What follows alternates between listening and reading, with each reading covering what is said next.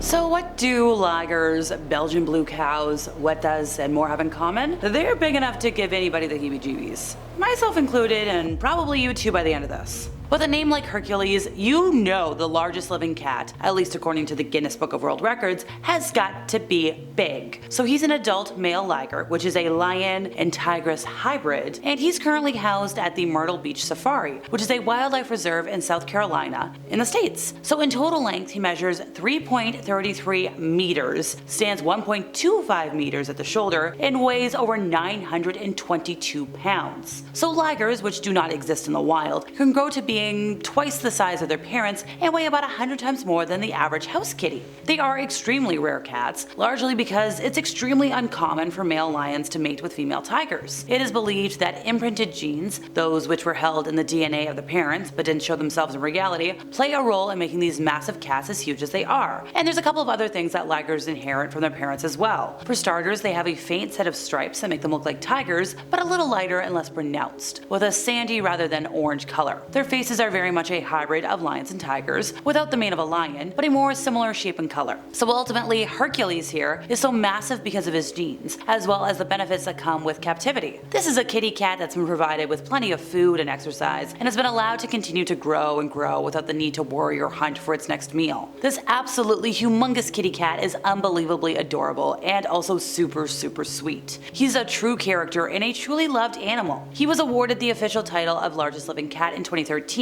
after his weight and size was confirmed to not be due to obesity. Hercules eats about 30 pounds of meat every day, which is about the same weight as a small human, and he washes that down with several liters of water. Now there's a couple of cats that come close to Hercules' size, but that's not a lot, and that's amongst the many lions and tigers that prance around out there in the wild. So his brother Sinbad is slightly taller but also lighter, and Hercules has 4 nephews that were born in 2014, Yeti, Odin, Samson, and Apollo. Now these are the first white ligers ever born, with Yeti being the largest of the litter. But going back to Hercules for a moment, he's made a name for himself over the years. He's been on all sorts of TV shows. He was on the Today Show, Good Morning America, like he is a celebrity cat. And he's very well behaved. Like I've seen so many videos of him just like cuddling up to people and ugh. He has many impressive traits and nothing will ever surpass his pure size and weight. This is one big cat. Okay, not Garfield, but this guy, he knows it. Belgian blue cows might look like something straight out of a CGI movie, but they are 100% real. And sadly, the reason they look like this, not a happy reason. The reason they look so bulky is because of a naturally occurring mutation called double muscling, which occurs when the animals lack a certain protein that regulates muscle growth. Now, while double muscling is natural, the way the mutation has been perpetuated is not. The meat industry selectively breeds animals who exhibit this mutation to produce bigger animals, and therefore more meat. Because of their abnormally large size, Belgian blue cattle often endure a slew of serious health problems. Pregnancies are very difficult, and the animals almost always require C-sections to be able to deliver, and once calves are born, they have a number of birth defects, including enlarged tongues, which can make it difficult or even impossible for them to nurse. They also suffer from cardiorespiratory, bone, and joint problems, among other ailments, and all this can mean a very uncomfortable existence for these animals and oftentimes leads to a premature passing. These cattle originated in Central and Upper Belgium, and at one time they accounted for nearly half of the cattle in the national herd. Okay, time to see how long I can talk about bugs without running away. Giant wetas are members of the genus Deinocrida, and they are enormous insects that like to hang out on the island of New Zealand and are closely related to crickets. They usually grow up to 4 inches long and weigh up to 1.2 ounces, which is roughly the weight of a sparrow. They are among the heaviest insects on Earth. One female specimen of Little Barrier Island weighed 2.5 ounces, which at the time was the heaviest adult insect ever observed. Their name hails from the Maori word for Wetapunga, which translates to God of Ugly Things, and suddenly I'm reminded of the fear demon from Buffy the Vampire Slayer, Gaknar from the Halloween episode, season 4. Tiny little demon, easily squashed, but caused so much fear and awfulness. And we're gonna move on before my imagination goes wild. The largest polar bear on record, reportedly weighing in at 2,209 pounds, was a male that was fired at over in Alaska back in 1960. Compared with the brown bear, the species has a more slender build. They've got a narrower, flatter, and smaller skull, longer neck, lower shoulder hump, But the largest of all time was this tyrant of a polar bear. So this was a fossil subspecies that evolved from Arctic brown bears, which is why we mentioned them, during the mid-Pleistocene epoch. If I got that wrong, I'm sorry folks, I tried looking it up. This tyrant polar bear was the first form of polar bear, and it was the largest terrestrial mammalian carnivore. It stood 6 feet at the shoulder, was 12 foot 2 in length, and weighed 1.2 tons. Now, polar bears are typically 5 feet tall at the shoulders. They're 7 to 8 feet long from nose to tail. They can normally stand like 9 to 10 feet at max. So to have one be 12 feet tall? I'm suddenly cowering.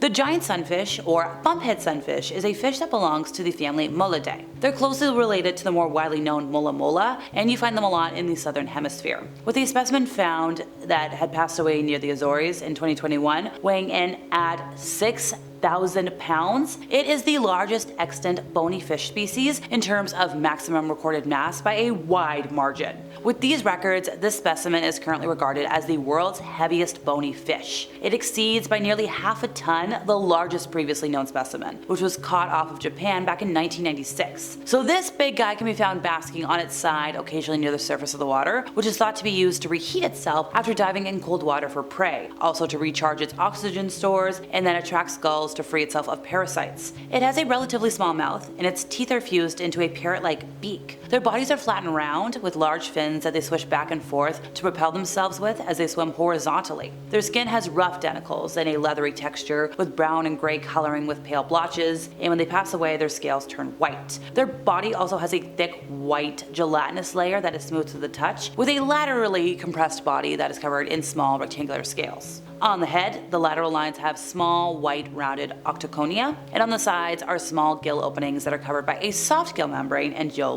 gill rakers, which are covered under that gelatin stuff. Oh, and by the way, all their fins are spineless and triangular, but super powerful. So if you're a snail in Africa, you either go big or go home. Okay, look, I know that might not make sense, but bear with me here, folks. So you remember your last encounter with a garden snail, right?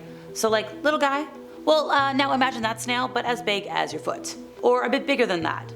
The giant African snail is quite giant. Native to East Africa, this is no ordinary slowpoke. This is the largest land snail species on Earth. Its size is striking, but also its appetite. These guys aren't picky eaters. They're gonna devour almost anything they come across. They consume over 500 types of plants and are capable of transforming lush landscapes into barren grounds at remarkable speed. And because they eat so much and they create a lot of offspring, they're considered to be one of the most invasive species in the world. And sure, yes, they originate from West Africa, but they've found homes all around the world. We're talking Barbados, Florida, and they're considered pests because of their invasive nature. They're also routinely confiscated at airports in the US because people keep them as pets. Folks, that's not very wise. They can spread a lot of dangerous bacteria and pathogens. And that's all for today, folks. I've been Alexa, your resident ookie spooky girly. See ya!